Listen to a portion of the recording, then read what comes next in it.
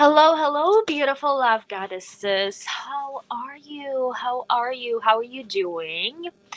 I am in a good mood today, and I am inspired to talk to you about the difference between an ugly duckling and a love goddess, and what and where most women start off at in the Love Goddess Academy. And the end result is this beautiful transformation of turning into a love goddess, right? Remember watching these shows where they take a person and they pick an absolutely ridiculous person who's stuck in a certain age or certain style, and they go through like the entire styling transformation, the entire makeup and clothing revamp. They make her throw away all of her clothes and go shopping for new clothes, and they do the new hair, the new everything, right? And in the end, she ends up losing weight and whatever else. Like she's a completely new person, right? Well, that is my ultimate vision for women who are going into Love Goddess program. However, the transformation is not only on the outside physical level, the main transformation is really happening from within. The main transformation is really who you become as a person, as a new person. And a lot of times I hear from you that you struggle with taking power over your life, being confident, really like stop going with the flow and really take charge of your life. And that is exactly what I personally focus within the Love Goddess program, is mainly to get you to become this new person, this new embody, this new identity of a love goddess that we go through, we study, we really embody and take, like we leave what's not ours and take what's ours. You have the power to pick and choose what you love. um However, let's talk about the ugly duckling. This is where most women starting out, and I'm going to share with you a story of one of my clients, and it's very representative of a lot of women that are actually are going through, within the coaching with me, right? I'm not going to call her name, but she she was raised in a normal family. She had like kids, and she had sisters, right? Sisters. Her mom was never um, self prioritized, meaning that like her dad went to work and worked all the time, and mom was like stayed home with the kids, cooks dinner, takes care of kids, like wears baggy clothes, like doesn't care about what she looks like, overweight, no makeup, like that kind of family situation, if you can imagine. And mom never puts a priority on really, um, you know, put an effort into looking good for herself. And so imagine her growing up in the environment where self care and beauty was not prioritized. I myself grew up in an environment in Russia where there is a lot of emphasis onto the looks and what you wear and how you look. And so, and not only within my own family, but as a society, I don't know what it is, if there is just less men in Russia than women, but everyone goes out even in the middle of like cold, wintry weather, snow, wears high heel boots, really tiny skirts, like trying to look really cute and sexy and all that. So that's kind of the philosophy I grew up with. In fact, when I was little, I watched one of my relatives, I don't even know who that was. Um, I watched. Um, I watched her let her go, like gain weight, just like really lose herself. Like I remember that relative being really beautiful and really aligned and really feminine and this energy, and somehow in the marriage she lost herself. In the parenthood, she lost herself. She gained weight. She just really wasn't that radiant person anymore. And every time I would go as a child, myself, and I'm telling my story, not my client's story right now, just to give you perspective from the backgrounds that I'm personally coming from. And so every time I would go visit that relative of mine, I would see a woman who has let herself go. I would see a woman wearing dirty shirt with like drips of oil and other things from cooking, right?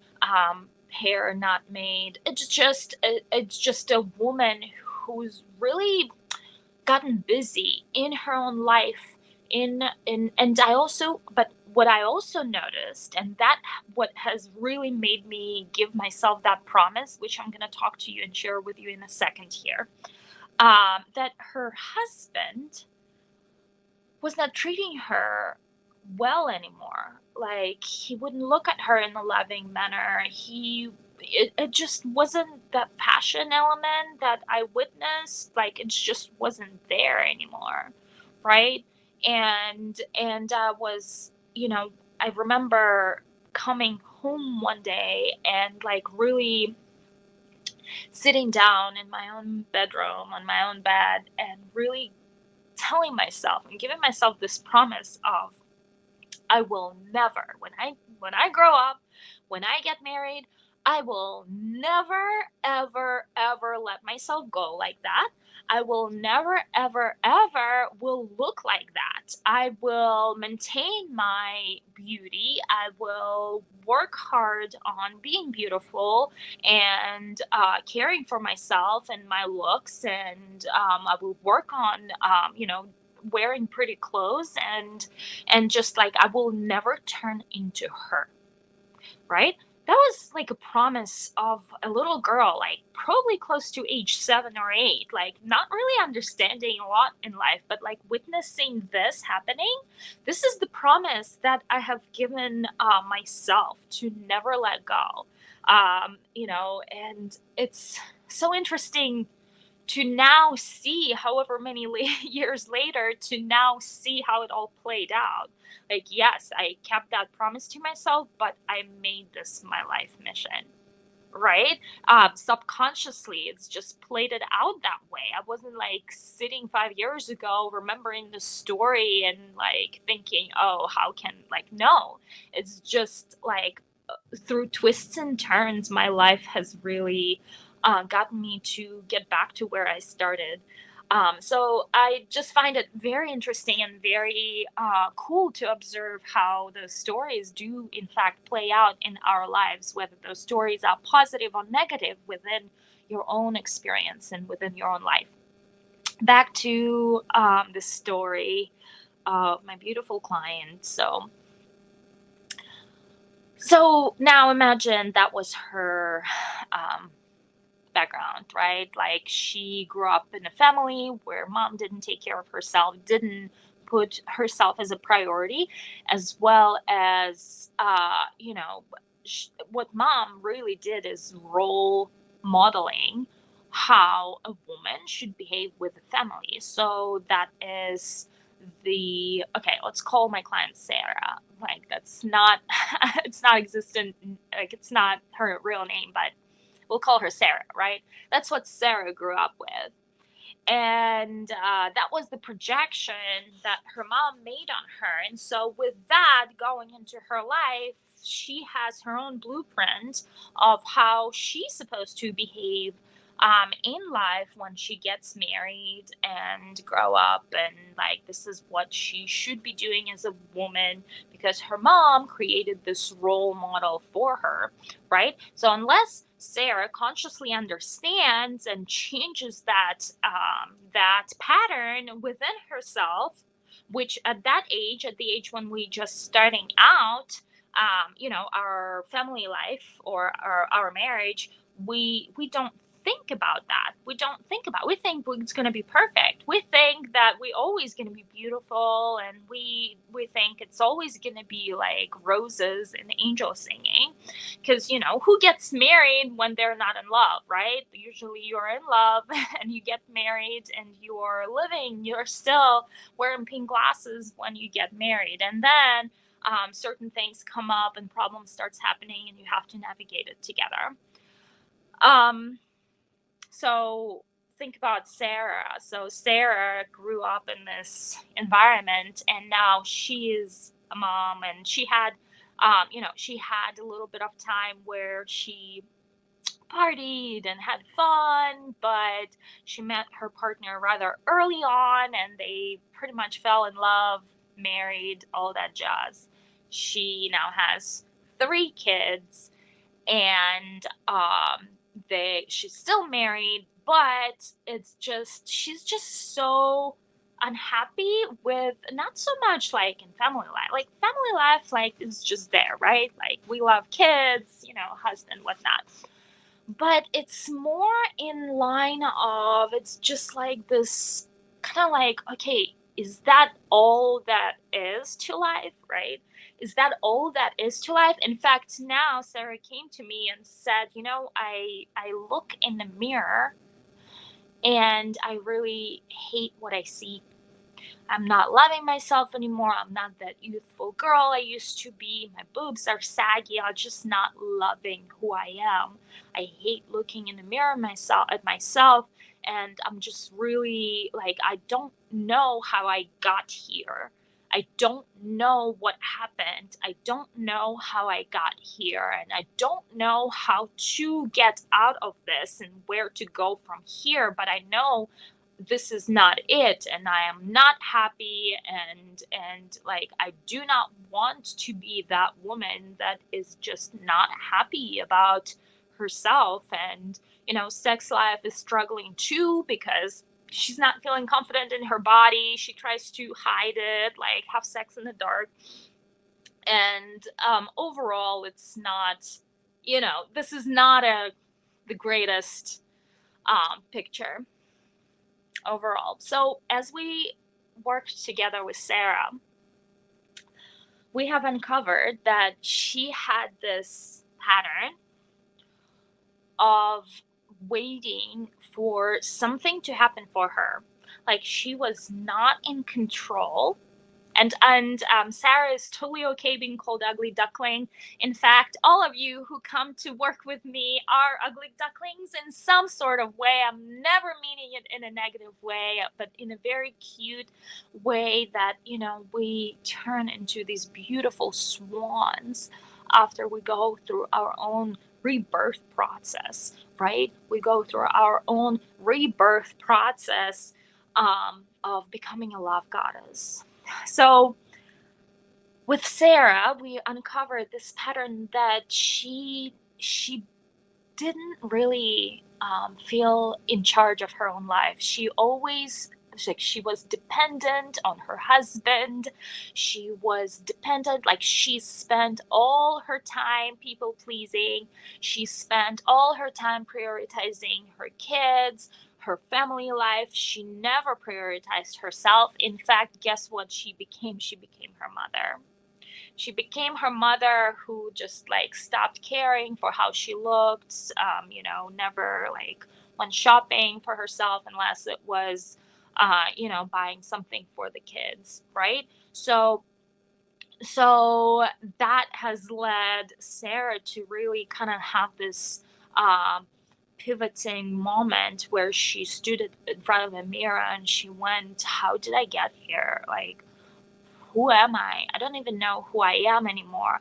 I'm not, I don't even know what I'm into, what my hobbies are, what I like, what my interests are. I live for someone else.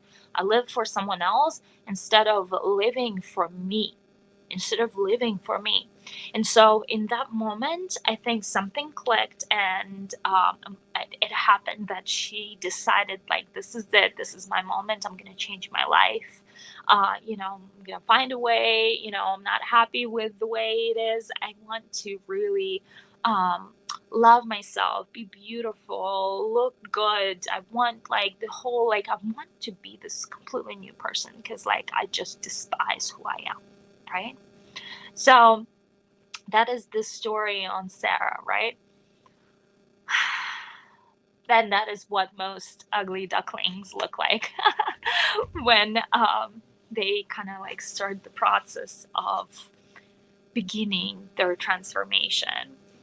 Now, through the process of going through the Love Goddess, right? Love Goddess Academy, Sarah has taking charge of her own life, took responsibility for who she is, how she shows up in the world, how, like, what she wears. We got her whole styling revamp, her closet. I directed her on some makeup tutorials, and in fact, so we've done this whole thing where we touched on three things, right? One was her looks and how she shows up, because what's on the inside is on the outside.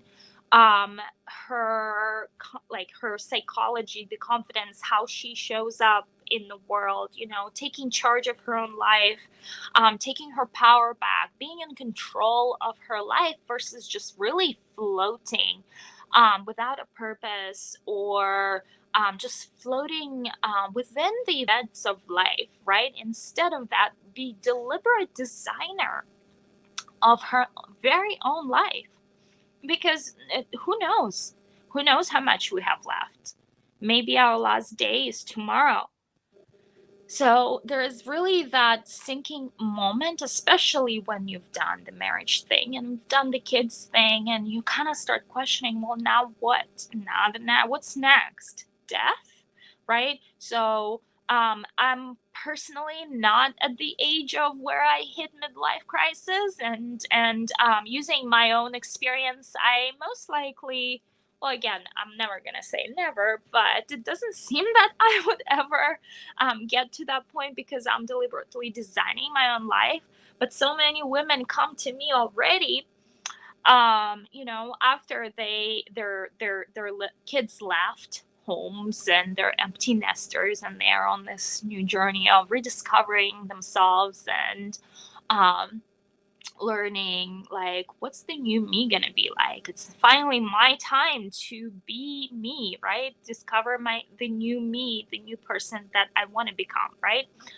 um and some women come in kind of in the midst of this midlife crisis and go into, like, oh, all of my best days were behind me, and now I'm just, like, really sad and, like, look old and all those kind of things that once we spin deep, right?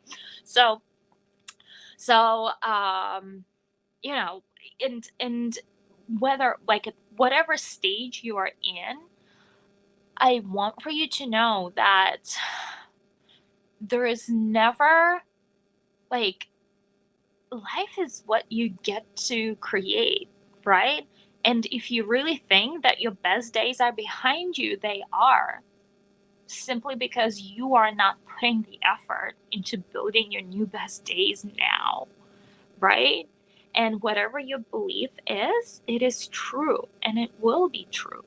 So instead of just thinking that your best days are over, why don't you say, my life is starting now. I have finite amount of days on this earth. Like, I better get myself moving and get my ass moving and create the life that I actually enjoy living, instead of following someone else's orders and living by someone else's rules, and using the like laws of, like, outdated laws of how, like, people used to, like, and it's not working anymore. We are in a completely new age where so many possibilities are open for us.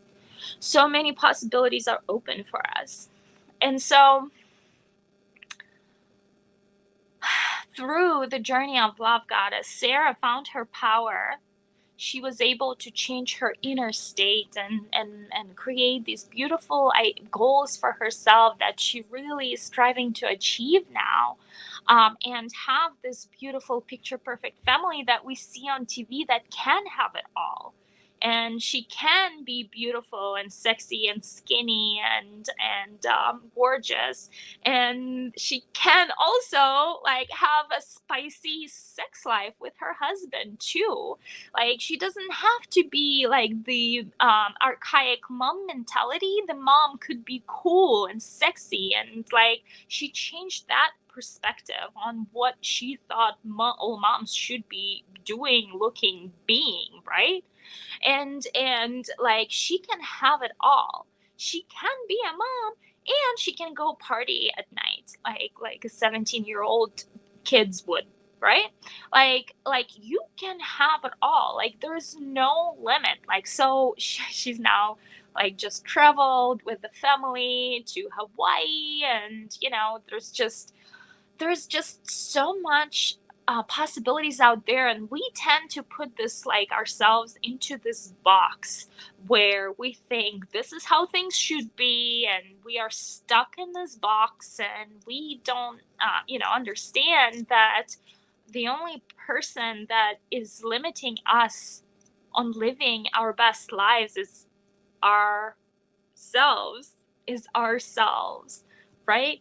And so now, with the Love Goddess, yes, it's transformation, and yes, like so, we go through the three core um, parts, right? We already talked about the looks, the psychology or spirituality. I'm kind of like combining them both because they are the ones that like work on your inner confidence and inner strength, and your ability to take your power back. So that internal, like, you take inspiration from the archetype of the Love Goddess, and you really feel into what's your own Love Goddess looks like. Like, you don't have to fully comply with the Love Goddess what my Love Goddess looks like. She can be completely different for you.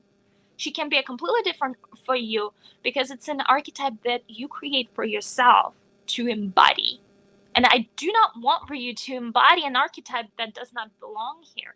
I only want for you to embody the archetype that is so authentically and powerfully you, that you are feeling aligned and inspired by that archetype altogether.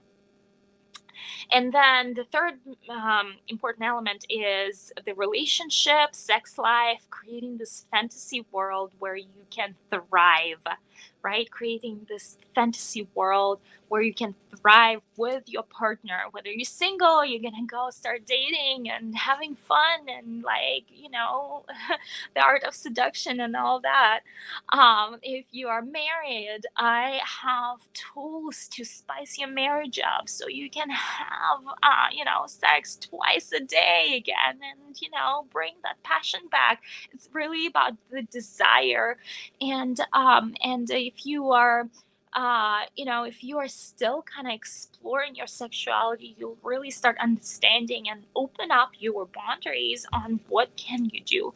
But really is about your fantasy world, because even if you if you say you're a good girl, there are these dark fantasies that we all have, and you may or may not want to actually bring them to life. But what you might want to do is to at least like play with, like, live or fantasize, because that's where the fun is. And just from doing that, you get these beautiful ideas that may not be the full-on fantasy, but elements of it which would be really fun to implement in your own life, and you still grow in those arenas, and you still opening up your boundaries and exploring new things. So those three elements, right? Um, but the main flavor, or the main driving force through the process, is your feminine erotic energy. And we've talked about this. Your feminine erotic energy is your life force, and it's moving you from one state to another to another. So we are learning how to maintain that energy, that feminine erotic energy, that is driving us, that is making us feel beautiful, that is making us feel sexy, that is creating that touches imagination.